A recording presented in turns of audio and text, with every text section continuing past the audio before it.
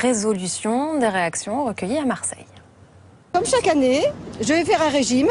Et comme chaque année, je ne peux pas le tenir, c'est sûr.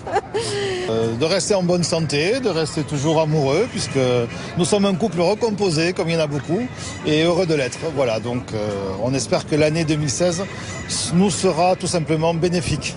Mes bonnes résolutions, c'est de ne pas en prendre, parce qu'on ne prend pas des bonnes résolutions le 1er janvier, mais on en prend toute l'année, et tout au long de l'année, et tout au long de sa vie. Faire ce qu'on a envie, vivre, surtout vivre, et puis être heureux. Voilà, je pense être heureux.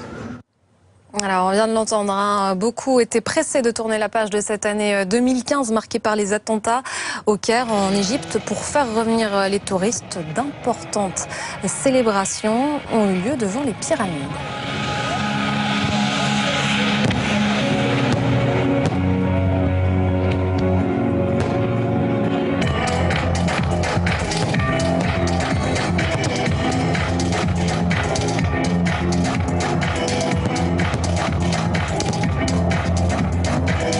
Un spectacle aussi magnifique à Moscou, un grand feu d'artifice.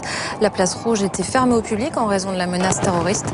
Seuls quelques privilégiés ont pu s'y rendre pour ensuite assister au concert du Nouvel An.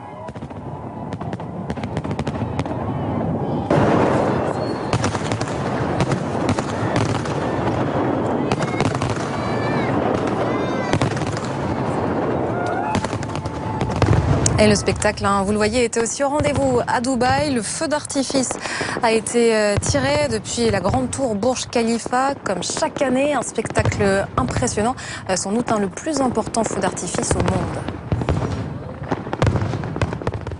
Une fête qui a pourtant failli être gâchée à Dubaï. Un incendie s'est déclaré dans une tour juste à côté qui abrite un hôtel. 16 personnes ont été blessées. On fait le point avec Marguerite Dumont.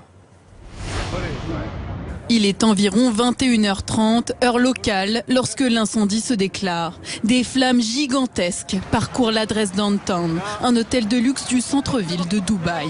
Au début, c'était un tout petit feu et puis rapidement, il s'est propagé à tout l'hôtel. Ce qui m'inquiète, c'est qu'il y avait beaucoup de gens là-haut qui fêtaient le réveillon dans les appartements. Ils étaient en effet très nombreux pour les festivités du Nouvel An. Touristes et habitants s'étaient rassemblés pour regarder le feu d'artifice, tiré juste à côté de la plus haute tour du monde, le Burj Khalifa. Il y avait beaucoup de personnes qui attendaient le feu d'artifice parce que c'est le feu d'artifice le plus important à Dubaï pour le 31. Je suis venu voir le feu d'artifice comme tout le monde et c'est vrai que tout le monde était très inquiet de voir cette tour en feu. Tout est bloqué, tout est bouché. L'incendie se serait déclaré depuis l'extérieur du bâtiment. La tour fait 300 mètres de haut, mais les résidents ont pu être rapidement évacués dans le calme. Les gens sont évacués de l'hôtel, qui est une organisation autour de l'immeuble. Apparemment, les évacuations dans le quartier ont l'air de bien se passer. Malgré l'incendie, les festivités ont été maintenues. L'origine du feu, elle, n'est toujours pas connue. Difficile de savoir ce qui a causé cet incendie. Les autorités ne communiquent pas pour l'instant. Toujours est-il que cet incendie a eu lieu dans le plein cœur de Dubaï. Les précisions de notre correspondante Mukid Rose Aramaki. Il y avait énormément de monde. Il faut savoir que d'habitude, les feux qui ont lieu là au cœur de Dubaï, donc dans la zone où est situé l'hôtel qui a été incendié, ce sont donc les plus grandes festivités de la ville. Et donc 2 millions de personnes étaient attendues aux alentours de minuit pour voir les feux d'artifice qui durent plusieurs minutes, qui sont tirés à la fois de la tour la plus haute du monde, mais de toutes les tours, de tous les gratte-ciel environnants.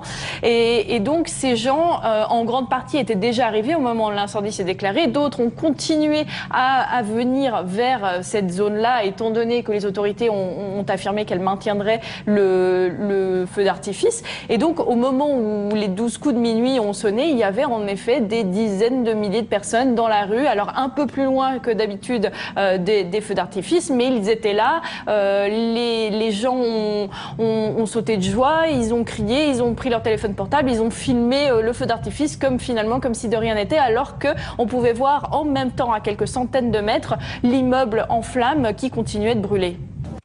En cette nouvelle année, on va entendre les vœux de François Hollande aux Français pour 2016. Dans un instant, on va d'abord revenir sur ce nouvel an qu'a passé le ministre de la Défense, Jean-Yves Le Drian. Comme le président, il a rappelé que la menace terroriste n'était pas terminée. Le ministre qui a souhaité passer le nouvel an avec les forces françaises qui participent aux frappes contre Daesh en Syrie et en Irak. On retrouve sur le porte-avions Charles de Gaulle Laetitia Soudi pour BFM TV. C'est la première fois que Jean-Yves Le Drian passe son réveillon du 31 décembre ici sur le porte-avions Charles de Gaulle, un porte-avions qui est actuellement à quai à Bahreïn. Alors pourquoi venir ici? Eh bien Jean-Yves Le Drian l'a affirmé parce que la lutte contre Daesh se joue dans la région. Il était donc de mon devoir, a-t-il dit, de venir ici. Et c'est dans ce hangar, au milieu des rafales et des super-étendards, que le ministre de la Défense a pris la parole. Il s'est adressé à environ 250 militaires. Il a affirmé: je prends la mesure des sacrifices que vous faites pour votre pays. Mais sachez que la France est derrière vous. Ces soldats sont loin de leur famille, sont en mission difficile, mettent en danger leur propre vie. Il faut qu'ils sentent au moment des fêtes que la nation, par mon modeste intermédiaire, est près d'eux et les soutient. 3, 2, 1, 0. Jean-Yves Le Drian a passé toute la soirée sur le porte-avions, dînant notamment avec les marins encore à bord, avant de monter ici sur la passerelle pour le décompte de la nouvelle année. À minuit, il a pris les commandes du porte-avions, faisant retentir la sirène avant d'entonner avec les autres militaires un chant de marins. D'ici quelques jours, le porte-avions va quitter Bahreïn pour retourner en opération dans le golfe arabo-persique, une mission qui va durer encore 3 mois. Et la lutte contre Daesh a également été abordée par François Hollande lors de ses vœux aux Français pour l'année 2016. Le président a de nouveau affiché sa détermination face au terrorisme. Il a aussi rappelé que l'emploi restait sa priorité. Aymeric Barraud. Les vœux que je vous présente ce soir ne ressemblent à aucun de ceux qui les ont précédés. Dès sa première phrase, François Hollande donne le ton pour clore une année 2015 terrible. Ma première pensée va aux victimes du fanatisme, à leurs familles, plongées dans le chagrin, aux blessés atteints dans leur chair. Un président qui se pose en père de la nation, un rassembleur. L'unité nationale. Françaises, Français, je suis fier de vous. Vous avez fait preuve dans ces circonstances de détermination, de solidarité et de sang-froid. Mon premier devoir, c'est de vous protéger. Sans éluder la menace pour l'année 2016 qui commence.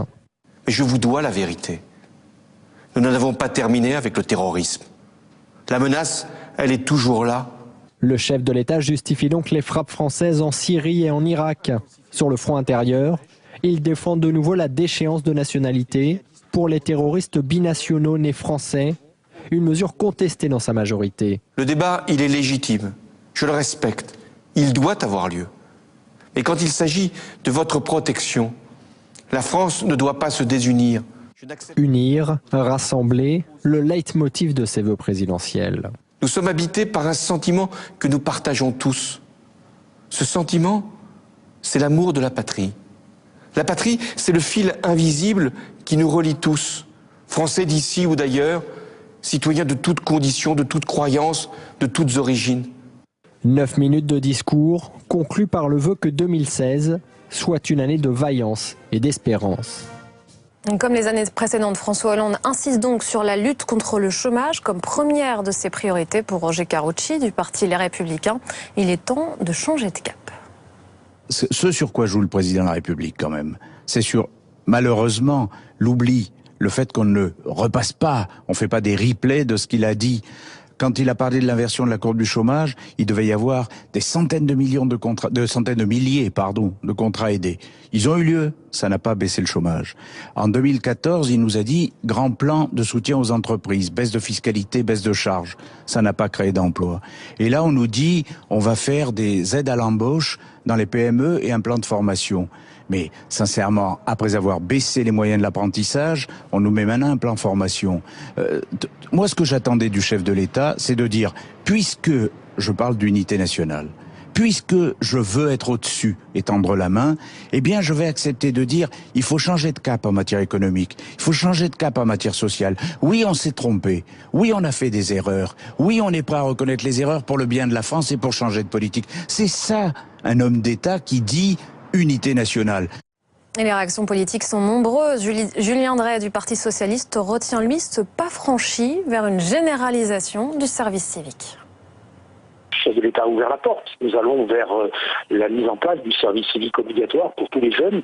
Et je pense que ça sera un geste citoyen très important qui va concerner toute une génération et qui va, du point de vue de la société française, changer beaucoup de choses dans son rapport, dans le rapport de toute une génération à la société. Et je pense que c'est quelque chose qui était attendu, on a testé, maintenant on va le faire et ça c'est très important. Autre dossier abordé par le président, la sécurité dans ce contexte de menaces terroristes. Pour Florian Philippot du Front National, le président n'a pas convaincu.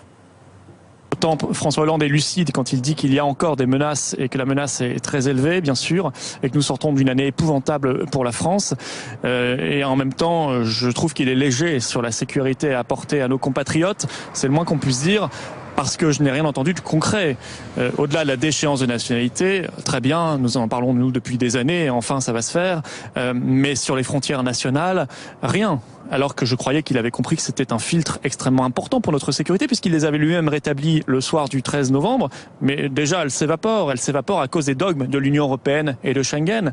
Rien sur la fermeture de la centaine de mosquées radicales, dont on sait qu'elles existent. Rien non plus concrètement sur le rétablissement des moyens des douanes. Voyez-vous, par exemple, il avait annoncé 500 douaniers supplémentaires en 2016. On apprend qu'il n'y en aura que 260. Ça n'est pas cohérent, ça n'est pas constant. Et c'est pas cela qui rétablira durablement notre sécurité nationale.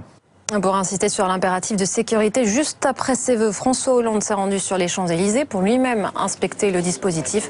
Le chef de l'État qui s'est longuement entretenu avec les policiers et secouristes. 100 000 hommes étaient déployés dans toute la France pour ce 31 décembre. Et c'est dans ce contexte qu'on apprend que l'Allemagne a peut-être évité un attentat au Nouvel An. À Munich, la police allemande pense avoir déjoué un acte terroriste planifié. Les forces de l'ordre ont mis en garde la population et ont appelé à éviter les rassemblements. Les précisions de notre correspondant Adrien Godet. Gares de la ville, dont la gare centrale, ont été évacuées. La police a expliqué qu'elle avait reçu des menaces concrètes, des menaces sérieuses pour un attentat lors de cette nuit de la Saint-Sylvestre. Du coup, ils ont voulu évacuer le plus rapidement possible pour éviter tout rassemblement de plusieurs centaines, voire de plusieurs centaines de milliers de personnes. Alors, ces gares ont été rapidement évacuées. Les trains ne s'arrêtent plus également à ces stations. Alors, on le savait, les autorités avaient expliqué il y a quelques jours qu'il n'y avait pas de menace concrète sur l'Allemagne ou sur Berlin, mais qu'elle ne pouvait pas exclure à 100% le risque d'un attentat. On le sait, il y a davantage de forces de sécurité, de policiers dans les rues, notamment ce soir à Berlin, à la porte de Brandebourg, où 1 million de personnes sont rassemblées pour une grande fête populaire. Mais c'est finalement du côté de Munich que la menace se fait de plus en plus pressante. La police n'a pas voulu prendre de risques. On attend encore davantage d'informations sur l'exactitude de ces menaces terroristes. Une menace terroriste qui se précise à Bruxelles. 6 personnes ont été interpellées ces dernières heures. Des perquisitions ont également été menées. Et 3 personnes sont toujours en garde à vue en lien avec ces menaces terroristes. On retrouve à Bruxelles Kelly Lafin. Parmi les 6 personnes qui ont été interpellées ce jeudi matin, 3 ont été relâchées, ce qui veut dire qu'aucun soupçon ne pèse sur elles. 3 ont vu leur garde à vue rallongée de 24 heures. Un juge d'instruction décidera donc ce vendredi dans la journée de leur placement en détention préventive ou de leur remise en liberté. Ce que cherchent à savoir les enquêteurs, c'est si ces 3 hommes sont impliqués ou non dans la préparation d'attaques terroristes à Bruxelles, car il serait des connaissances des 2 hommes qui ont été interpellés il y a quelques jours, qui ont été inculpés ce jeudi matin, car ils ciblaient, d'après le parquet de Bruxelles, des lieux emblématiques de la capitale belge. En tout cas, toutes ces interpellations illustrent le niveau d'alerte maximal dans lequel est plongé Bruxelles. Ce soir de Nouvel An, les festivités ont été annulées. Cette rue piétonne aurait dû accueillir